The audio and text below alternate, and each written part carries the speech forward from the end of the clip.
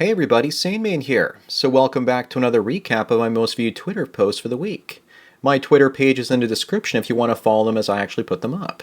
There are also ways to support this content in the description as I'm now making these videos for free. Now on with the memes.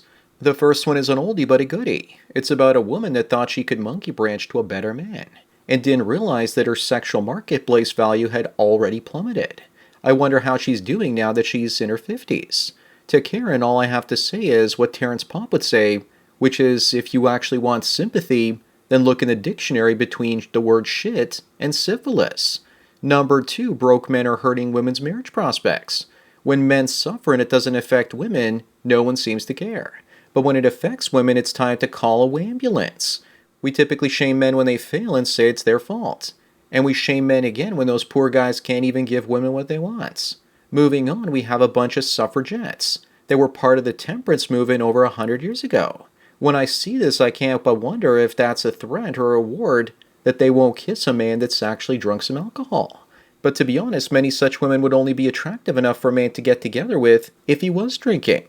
Someone should put an image next to this one with similar women, only much more attractive, and use it as a before and after for their alcohol advertising campaign. Next, we have a bunch of Eastern European refugee women from Ukraine, working as sex workers in Western Europe, but they're refusing to get together with black and colored men. The article says this is the new face of European racism.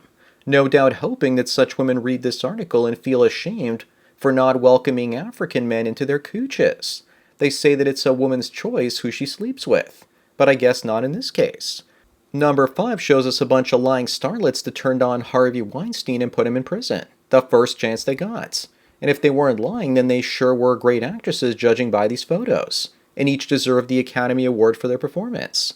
He sure looks like he's forcing himself all over them, when they're the ones that have their arms all over him. Moving forward, we have a story from a sad single mother that cuffed a Dogecoin billionaire to a bed, and then got pregnant by him. He lost all his money and now she can't even get any child support money.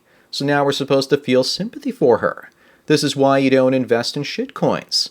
Bitcoin might not make you a multimillionaire in 2025, but at least it's got staying power. Next is John Cena, most likely dressed in drag for a movie role.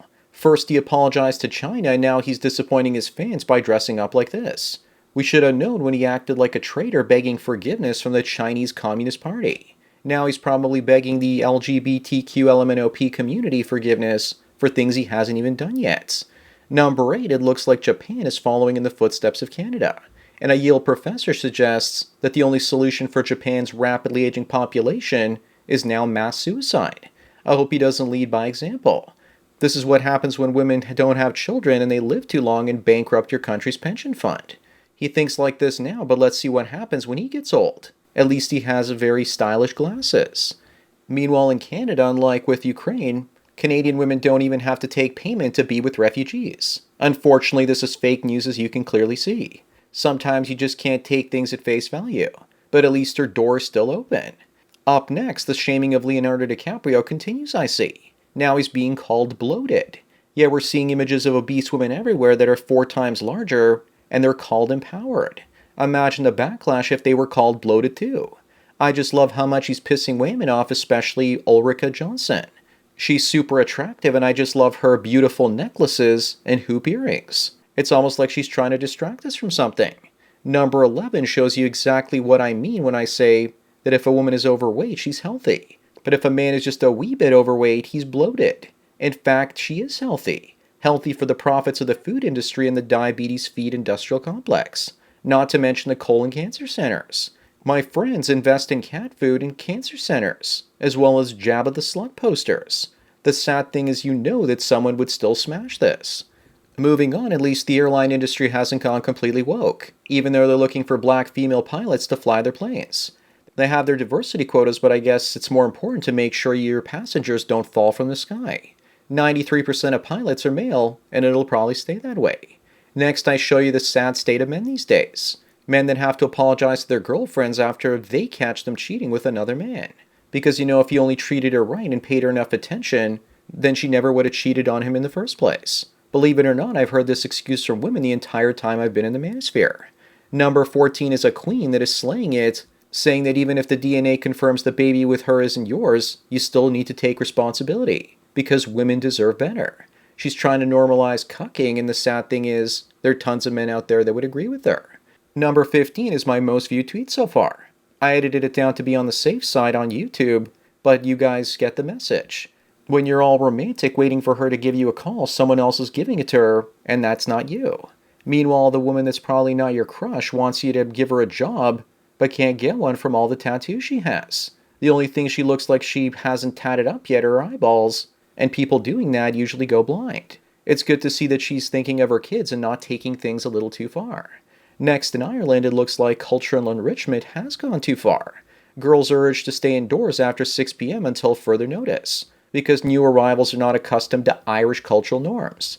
Ireland is less than 1% the size of Africa, yet it has to invite all of Africa to live in it. But where's the similar poster for men? I'm sure they get attacked by vicious migrants from time to time as well. But then again, someone has to go out and get the tampons. Number 18 is an article with a headline about women struggling to find rich, confident, tall, and well-endowed men, willing to date single moms with multi-ethnic children. Newsflash, no one wants single moms. Someone should have told that to these women before they got knocked up. Shaming men with options won't work. You made your bed, now lay in it all alone. Moving on, this post gave me hope that men are finally seeing the light and giving women the equality that they so desperately demand. Women think they can be as violent as they want to men, and then men will just keep taking the punches, literally. Men are increasingly seeing women not as victims, but instead the victimizers. And when you make men out to be the monsters, don't be surprised when we start acting like them. Number 20 is the new and improved Nebula from Guardians of the Galaxy. Doesn't she just look more feminine than ever? With her looking this good, I wouldn't be surprised if people can't sit still in their seats in the movie theaters and they go empty. Of course, I'm trying to make a cheesy joke here. Who the hell is going to want to watch this woke joke? Moving on, we have Rihanna Reborn, followed in tow by her emasculated man and babe. The picture is posed with her boy toy in the background to make him look smaller. If it was all about equality, then wouldn't they be at the same distance from the camera and looking at it? Why does he look like the nurturing one, and it looks like she's the woman king taking the lead? Number 22, we have my favorite of the week. A real-life Tarzan that lived in a jungle for 41 years. And had no idea that women existed, and yet look how happy he looks, even with his missing teeth. I wonder how he's going to feel and look once he gets his teeth fixed and finds his very own version of Jane. 23, we have a woman that's virtue signaling that she has a black daughter, and maybe she's shaming men to go and date her. More than likely the child's father is in court and probably going to prison because he can make out that it says municipal court in the background. This is what happens when you have pictures put up on Twitter that are out of context. Next, we have a woman that cut her long hair short because some creep told her that he loved it. Below her post, someone said that they love her neck. In the comments, people said they loved her eyes and nose too. Let's see if she's gonna go under the knife and have those removed too. At least her receding hairline isn't obvious when her hair is shorter. This week's last one is Google Earth images from above the Feminist Majority Foundation. You can clearly see that there are probably women in the building because of the wonderful parking jobs in the front of the building. Many cars aren't parked all the way up front, even though the cars are tiny, and there's room for them. I guess if you're terrible at judging physical space, then parking as far away from the front of the parking space in a tiny car is your best way to cope and avoid accidents. So that's it for another memes of the week. Enjoy the rest of your day, and cheers.